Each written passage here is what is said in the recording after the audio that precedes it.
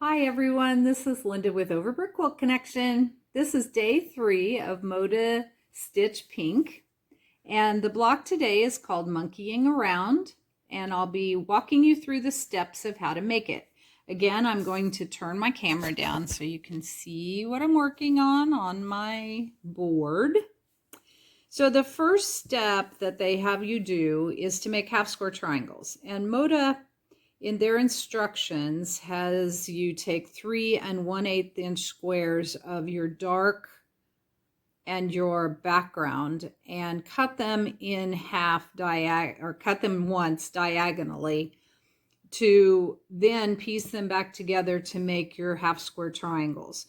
You are welcome to use whatever half square triangle method you want to do. You're going to be needing 4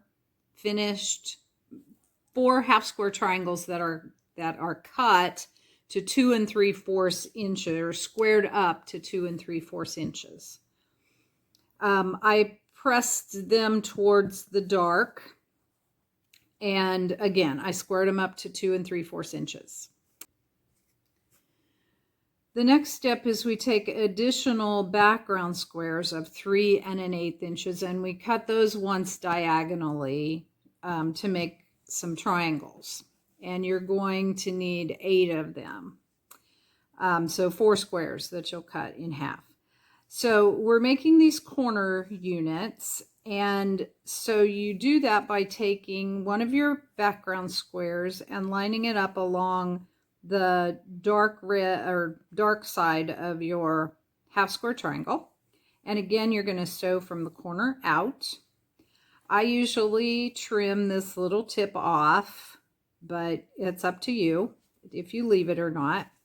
Then you'll press it towards the background. Then you're going to lay another triangle on to the other dark side of the half square triangle. Again, you're going to line up the outside edge and the edge of your half square triangle, and you're going to stitch from the outside in.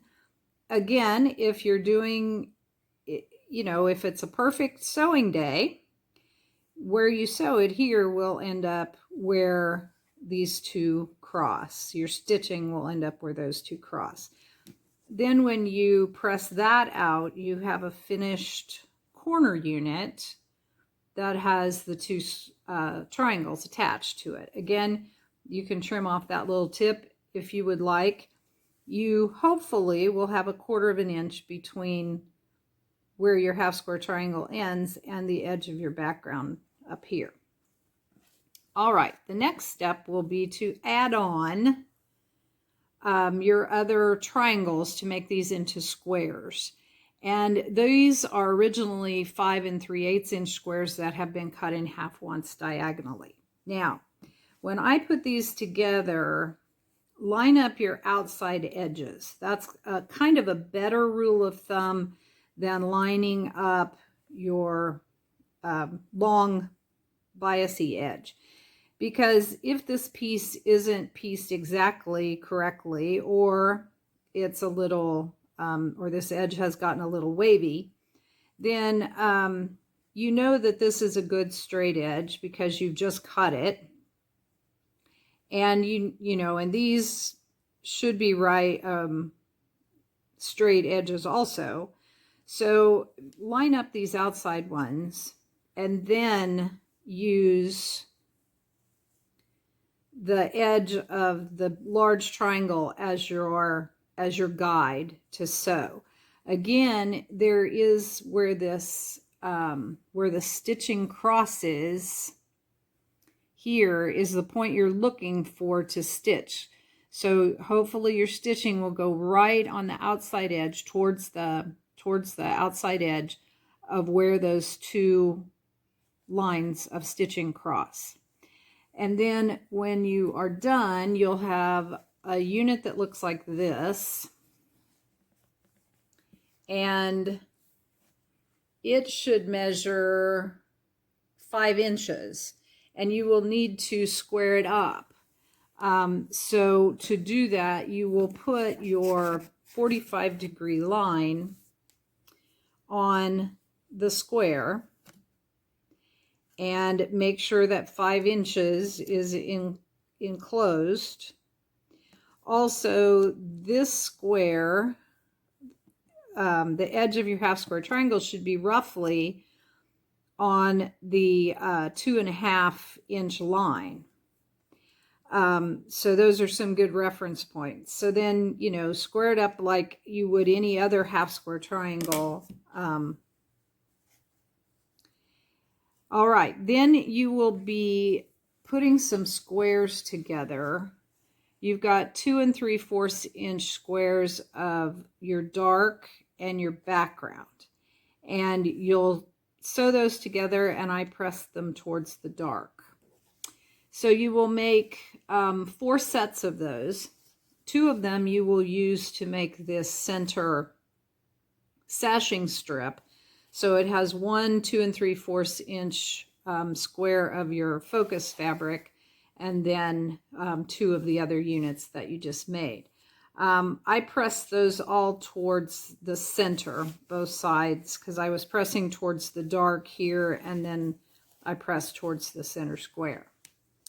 Then you're going to make 2 rows like this with your 5 inch pieced units here and 1 of the red and background square units.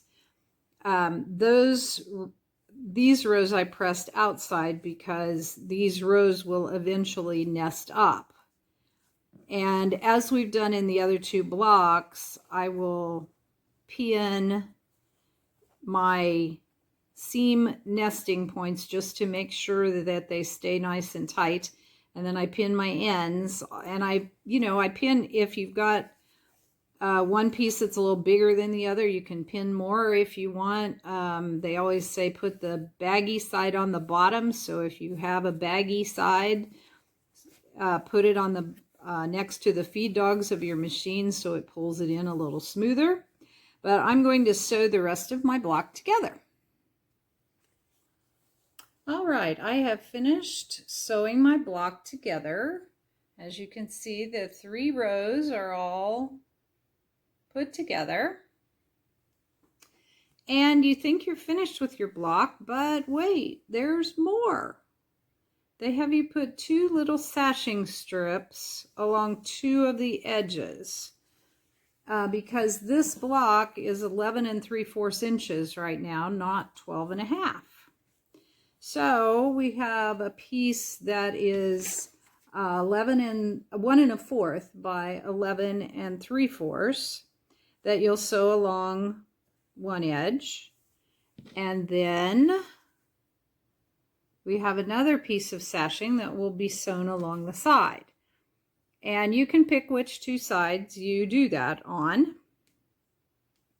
And I will do that step next, and I'll be right back. All right, so now I have the block completely done. As you can see, I've put the 11 3/4 inch sashing across the bottom, and then the 12.5 along the side. So now our block is a little bit asymmetrical, as you can see, but it's complete, and it is 12.5 inches. So I hope that you have a good time making this block, and I'll see you back tomorrow for block 4. Thanks.